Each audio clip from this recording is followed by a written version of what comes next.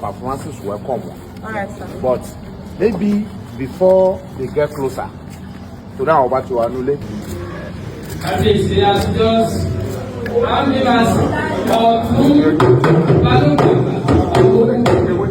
Only keep away, right?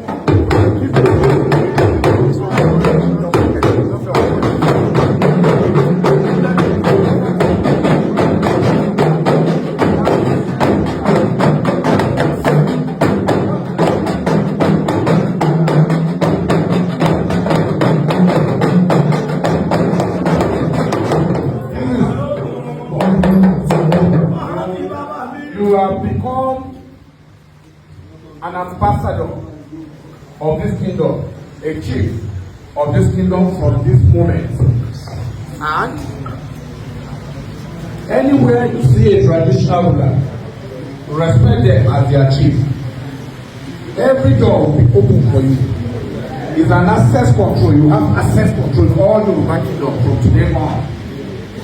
Anywhere you find a Yoruba man, if it's not a chief, you are his chief.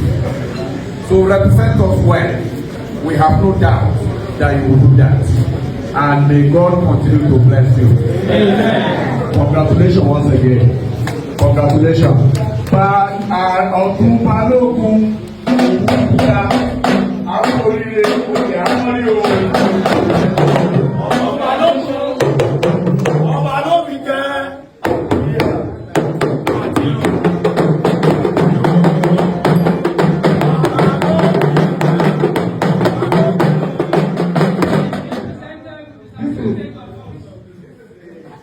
Confinement. Officially, you can sign this and give us. This is your own original in the file. We present you with this.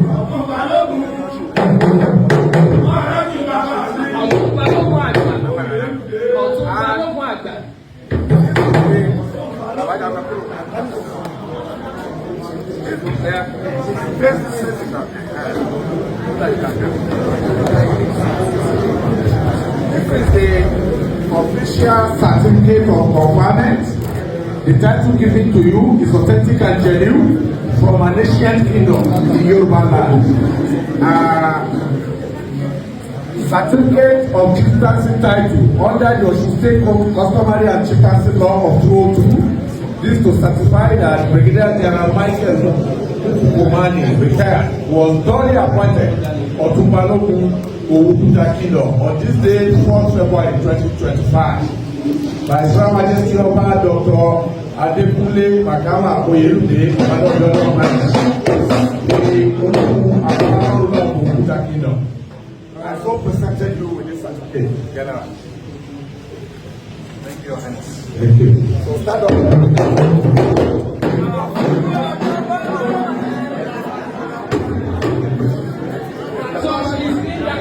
With bead on her hand and on her neck, symbol of the chief Yorùbá, all the way from the kingdom of Saudi Arabia. Here is afternoon at Olowu Palace of Kuta King. She's going to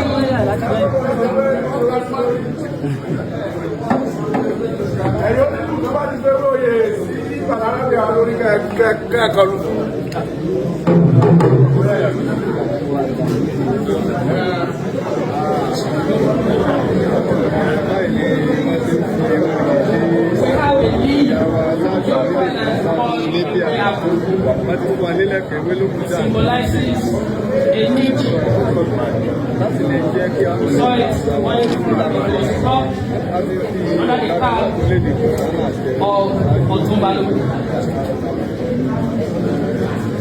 As you can see, prayers are being offered in that plea for your long life, for your continued success, and all the good things of life.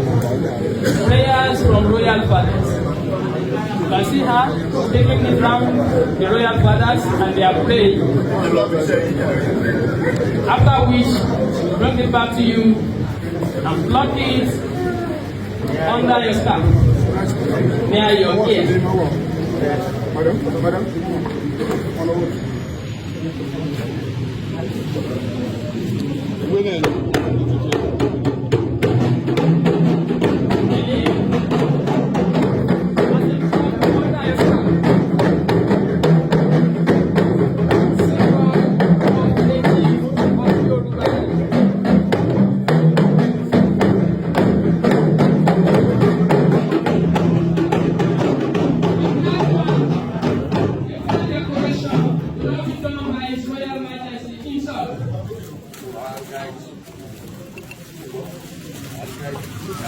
When it's time you step forward, obviously, who will personally hand over instruments of office to you.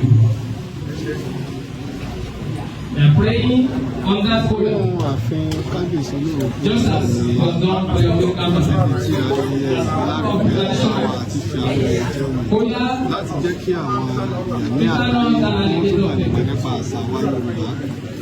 Alójúlówó àṣà léyìí tí ẹ̀sìn kò gbà ní ọ̀pọ̀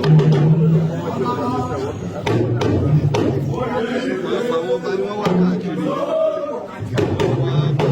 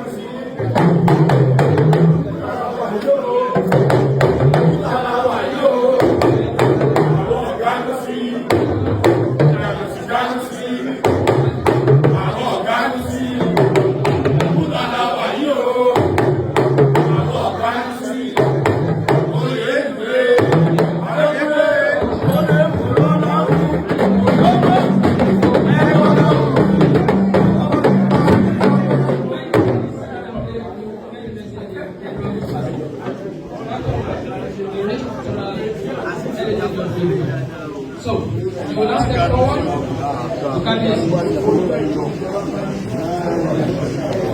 As usual, you pay homage the way you taught you. Congratulations. That's Chief. And start doing this. Congratulations. Last second one. Last one. Before candidates, wait like that. On behalf of the Olowu Council and all in general, I am presenting you the symbol of your chieftaincy title that you have been conferred today as a Olowu of Oba Olowu Kuta. Oyè tí a fi dá ọlọ́lá oyè ilẹ̀ Yorùbá ni kìí ṣe oyè ẹ̀sìn, oyè àṣà wa nílẹ̀ Yorùbá la fi dá ọlọ́lá láti gbé rírì àti àṣà Yorùbá lárugẹ. Tó bá dé ilẹ̀ Lárúbáwá ilẹ̀ Saudi Arabia tó jẹ́ ilẹ̀ tí wọ́n ti bí ọ, ó ti di ambassador. Ayatu ọ̀yà máa sọ ní èdè wọn, ó ti di ambassador wa níbẹ̀. Kó rìnrìn ọlá, kó o sì mọ̀ wípé àṣà ó yàtọ̀ sí ẹ̀sìn.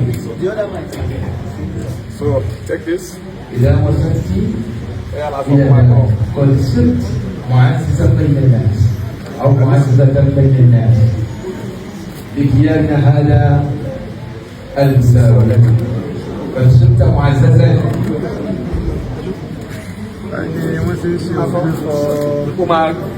kó máa gbé àṣà wa ga. يا أختي الكريمة، نحن في ديارنا هذا نعيش معا، إما أنت مسلما أو نصراني.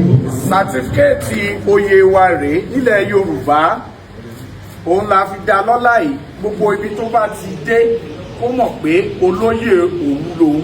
حيثما كنت يا أختي أتقبلين حيثما كنت قد صرت معززا. أنت لنا لوحة، أنت لنا دور بالاختصار أنت معززا أنت معززا látòní lọ ó ti di olóyè o. الآن قد صرت أخت لنا قد صرت أختا لنا. wípé àwa fi bá a ṣàwàdà pé òun náà o láti ibi tó ti wá ilẹ̀ mímọ́ tó ti wá wípé kó lè bá a rọ́pẹ́jú ó ti rọ́pẹ́jú lónìí torí kó ganu sí ní Kúta ó ti rọ́pẹ́jú lónìí ẹni mo ló rọ́pẹ́jú wípé àbí ò rọ́pẹ́jú. الآن أنت مسرور جدا. ما شاء الله.